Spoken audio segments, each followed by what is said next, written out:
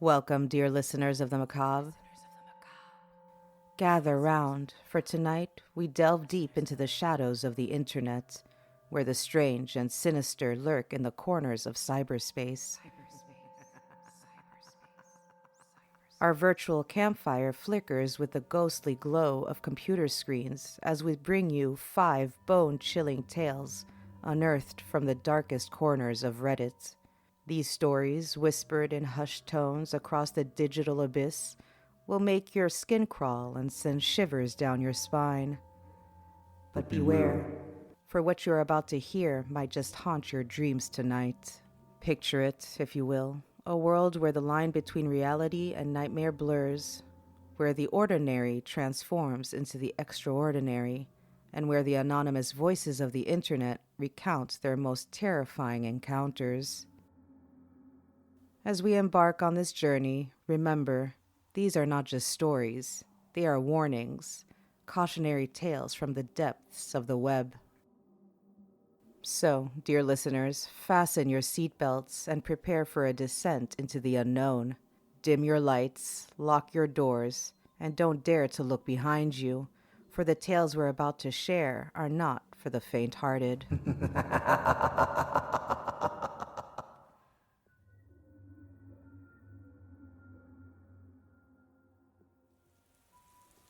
The Smiling Man, written by Blue Tidal. About 5 years ago, I lived downtown in a major city in the US. I've always been a night person, so I would often find myself bored after my roommate, who was decidedly not a night person, went to sleep. To pass the time, I used to go for long walks and spend the time thinking. I spent 4 years like that, walking alone at night, and never once had a reason to feel afraid. I always used to joke with my roommate that even the drug dealers in the city were polite. But all of that changed in just a few minutes of one evening. It was a Wednesday, somewhere between 1 and 2 in the morning, and I was walking near a police-patrolled park, quite a ways from my apartment. It was a quiet night, even for a weeknight, with very little traffic and almost no one on foot. The park, as it was most nights, was completely empty. I turned down a short side street in order to loop back to my apartment when I first noticed him. At the far end of the street, on my side, was the silhouette of a man, dancing. It was a strange dance, similar to a waltz, but he finished each box with an odd forward stride. I guess you could say he was dance-walking, headed straight for me. Deciding he was probably drunk, I stepped as close as I could to the road to give him the majority of the sidewalk to pass me by. The closer he got, the more I realized how gracefully he was moving. He was very tall and lanky, and wearing an old suit. He danced closer still, until I could make out his face. His eyes were open wide and wild, head tilted back slightly, looking off at the sky. His mouth was formed in a painfully wide cartoon of a smile. Between the eyes and the smile, I decided to cross the street before he danced any closer. I took my eyes off of him to cross the empty street. As I reached the other side, I glanced back, and then stopped dead in my tracks. He had stopped dancing and was standing with one foot in the street, perfectly parallel to me. He was facing me but still looking skyward, smile still wide on his lips. I was completely and utterly unnerved by this. I started walking again, but kept my eyes on the man. He didn't move. Once I had put about half a block between us, I turned away from him for a moment to watch the sidewalk in front of me. The street and sidewalk ahead of me were completely empty. Still unnerved, I looked back to where he had been standing to find him gone. For the briefest of moments, I felt relieved, until I noticed him. He had crossed the street and was now slightly crouched down. I couldn't tell for sure due to the distance and the shadows, but I was certain he was facing me. I had looked away from him for no more than 10 seconds, so it was clear that he had moved fast. I was so shocked that I stood there for some time, staring at him, and then he started moving toward me again. He took giant, exaggerated, tiptoed steps, as if he were a cartoon character sneaking up on someone, except he was moving very, very quickly. I'd like to say at this point I ran away or pulled out my pepper spray or my cell phone or anything at all, but I didn't. I just stood there, completely frozen, as the smiling man crept toward me. And then he stopped again, about a car length away from me, still smiling his smile, still looking to the sky. When I finally found my voice, I blurted out the first thing that came to mind. What I meant to ask was, "What the fuck do you want?" in an angry, commanding tone. What came out was a whimper. What the f... Regardless of whether or not humans can smell fear, they can certainly hear it. I heard it in my own voice, and that only made me more afraid. But he didn't react to it at all. He just stood there, smiling. And then, after what felt like forever, he turned around, very slowly, and started dance-walking away. Just like that, not wanting to turn my back to him again. I just watched him go until he was far enough away to almost be out of sight. And then I realized something. He wasn't moving away anymore, nor was he dancing. I watched in horror as the distant shape of him grew larger and larger. He was coming back my way, and this time he was running. I ran too. I ran until I was off of the side road and back onto a better lit road with sparse traffic. Looking behind me then, he was nowhere to be found. The rest of the way home, I kept glancing over my shoulder, always expecting to see his stupid smile, but he was never there. I lived in that city for 6 months after that night, and I never went out for another walk. There was something about his face that always haunted me. He didn't look drunk. He didn't look high. He looked completely and utterly insane, and that's a very, very scary thing to see. Someone Under the Bed, written by myha. I am 22, and this incident happened a year and a half ago. I had just moved into my first apartment and was in the process of moving in. The door that led into my apartment locks itself automatically when closed, so I was going to the entrance of the apartment complex to get my mail while talking on the phone with my boyfriend. I returned to my apartment and sat on the bed while opening the mail while using the phone. I dropped the phone on the floor and it landed under the bed, so I had to lie on the floor and stretch for it. I saw something that caught my eye. There was someone under my bed. My eyes widened and I choked the urge to scream. The person under my bed was lying still with his back towards me and his head to his chest, so I couldn't see his face, and he didn't see me. Trying to be rational while so many thoughts rushed through my head, I picked up the phone and said, "Sorry, I dropped my phone. I'm just gonna take a shower and call you back." The bathroom is right by my bed, so I hastily walked in, quietly locked the door, turned the shower on, jumped out my window, my apartment is on the first floor, and called the police. They told me to wait nearby, but to go across the street and see if anyone comes out the door to the apartment complex. This was during summer, and it was still light out. I placed myself across the street, hiding behind a car while watching my open bathroom window and the entry door. I called my boyfriend, and he came to me just before the police. I gave them my keys, and they went inside. Only moments later, 2 cops come out holding a thin and tired-looking man. His eyes looked crazy, but he didn't try to get away. The policeman that had stood beside me and comforted me while the police searched through my house, I was a mess, shivering and crying, told me that the man stood outside my bathroom door with one of my kitchen knives waiting for me to come out. This man had somehow crept in my entry door while I was getting my mail and hid under the bed. The man that was trying to hurt me turned out to be a homeless person and was placed in a mental hospital. My boyfriend moved in with me the very next day. Roommate Wanted, Females Only, written by Scars and Stripes. This is a popular story with my family and most of my friends. Amanda is my brother's girlfriend. At the time of this story, she was looking for her first apartment and moving out from her parents' house. Her and my brother didn't want to move in together since they had only dated for a few months. She opted instead to search for a roommate online. Browsing Craigslist, she found an ad titled something like "Roommate Wanted, Females Only." This sort of thing was common since the area she was looking in was mostly young professionals. The listing was for a room in a house for about $225 a month, which was quite cheap compared to most places listed. The occupant listed herself as a 23-year-old college student that wasn't comfortable with living with any males. The other roommate would have their own room and attached bathroom. So far, Amanda was into this place. However, the listing only had a single photo from outside the property. Amanda sent an email wanting to meet the occupant and tour the house. Within 30 minutes, she receives an email back with all the details and time to stop by. The girl worked late hours and wanted Amanda to stop by at 8 p.m.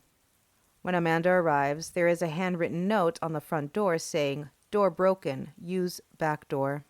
Walking around the house, it looks nice but slightly unkempt. Tall grass, weeds, dusty windows, etc. Still no alarms for Amanda. When she knocks on the back door, an older man opens the door.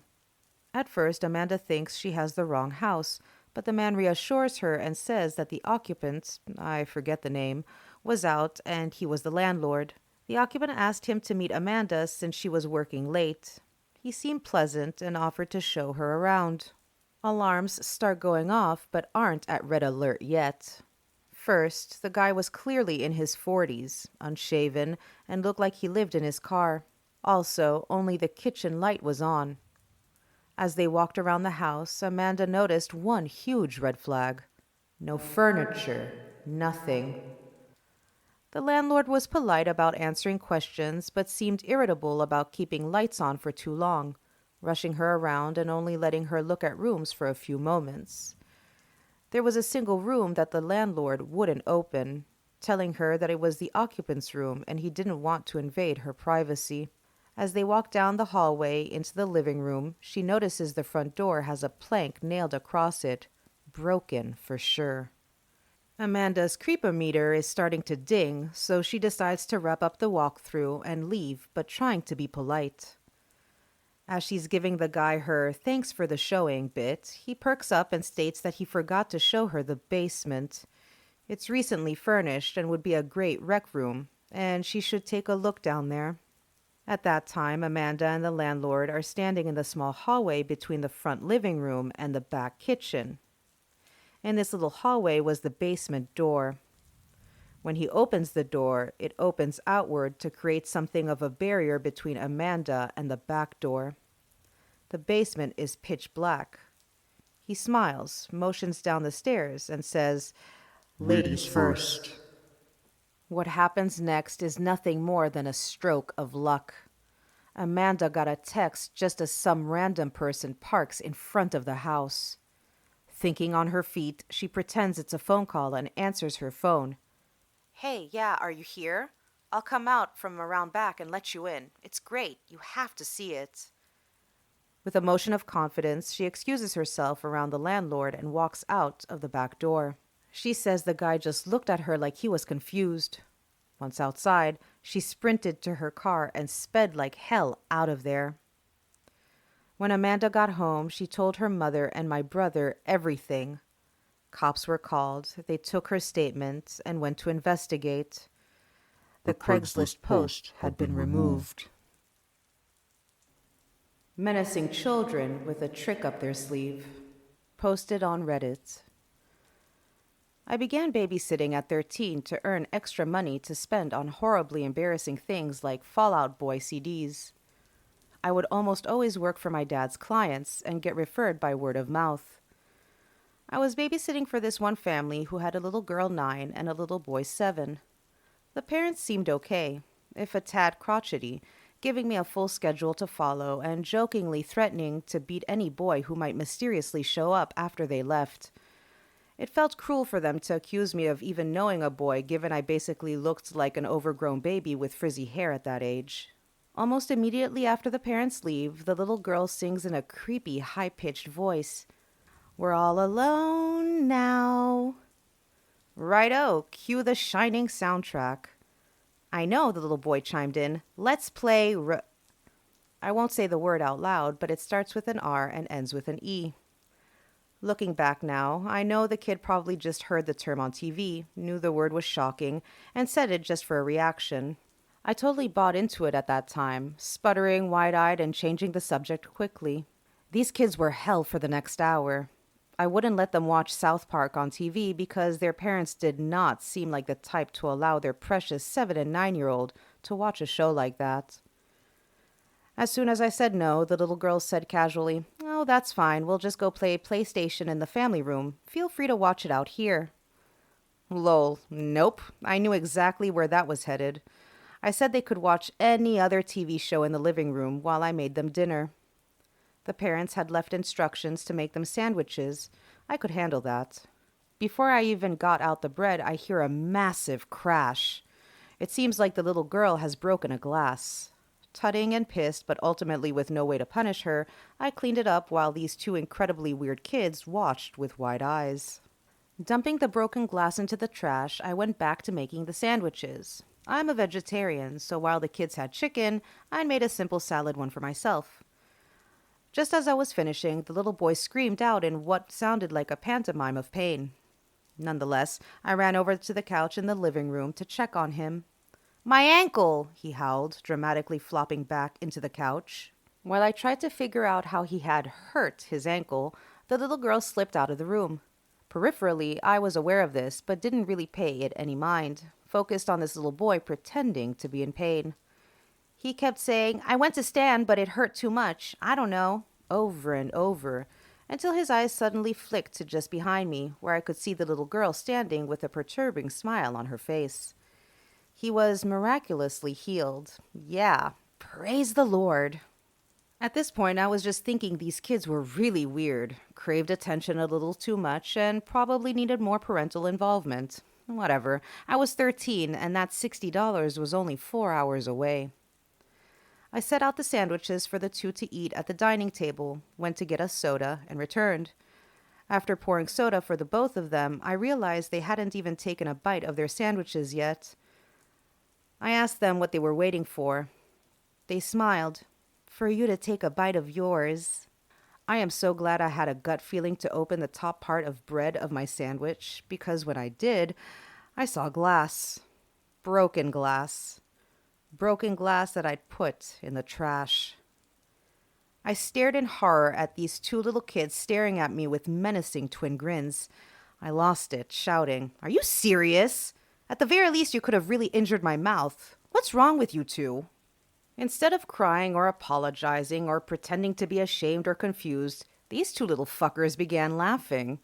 Not like kids. It was too low. It wasn't that silly, free laugh kids laugh. It was low and threatening. I'll never forget that noise. My immediate reaction was, these kids are too young to be laughing like that. I called my older sister, 17 at the time, cried about what had happened, and she came and took over for me. We left the house with chills after the parents arrived. I never babysat for those two again. What I can't get past is the level of premeditation that went into sprinkling that broken glass in my sandwich, and the totally remorseless way they responded to my getting upset.